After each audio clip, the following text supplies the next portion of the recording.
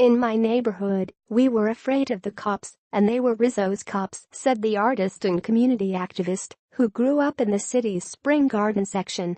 "We were constantly harassed by the police." He remembers being 7 or 8, playing with friends inside an abandoned house, when police ordered them all outside, telling the kids to get on their knees, as if they were suspects about to be arrested. Neighbors kept yelling, "These are just kids, let them go." Finally, Gonzalez said, he and the other children were released. The memory stayed. So on Friday, amid a torrent of emotion over the Kenney administration's decision to move the statue of the former mayor and police commissioner from its place outside the Municipal Services Building, Gonzalez was among those glad to see it go. "He might have done good for some communities, but for communities of color, it was a different story for us," he said. At the Italian market in South Philadelphia, a neighborhood once synonymous with the Italian-American mayor, some people seethed. Are they going to tear down the Sphinx next? A woman near 9th and Carpenter Streets said to no one in particular. Epiphany DeLuca, who owns Villa di Roma restaurant, said he wished Kenney's administration had provided more detail about where the statue might end up. Perhaps, he wondered, it will go to South Philadelphia.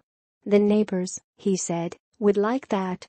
Frank Rizzo, DeLuca said, was South Philly.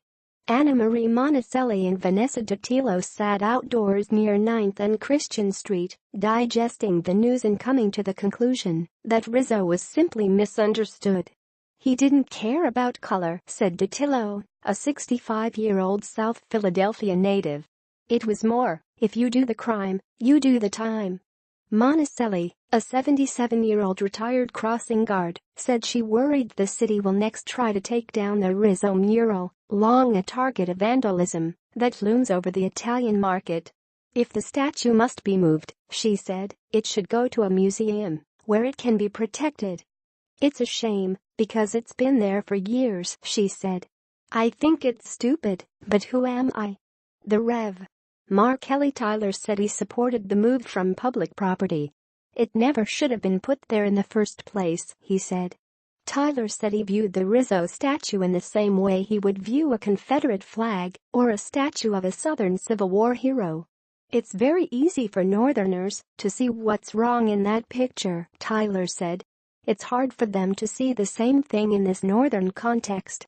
The ways in which the Southern general resonates with the heritage for some who long for the days of the Confederacy to rise again. This statue is a representation to Black people of terror."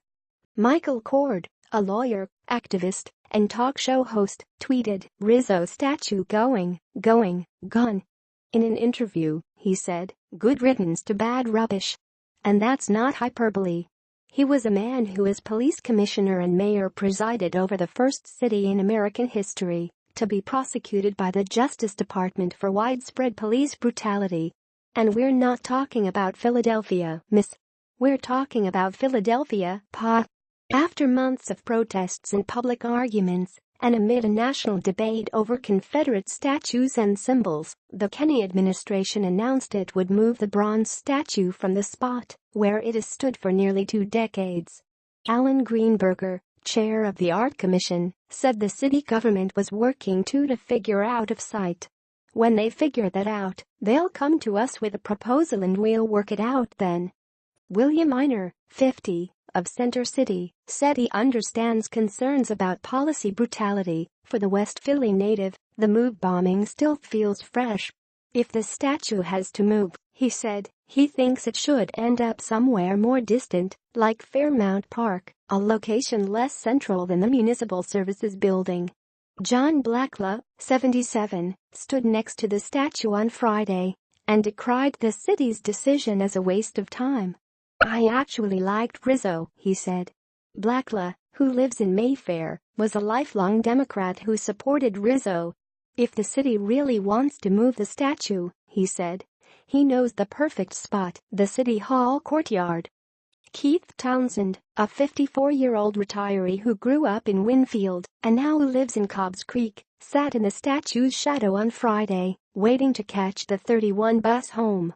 Townsend said his older relatives were part of the 1960s civil rights movement and faced mistreatment by a Philadelphia police force dominated by Rizzo.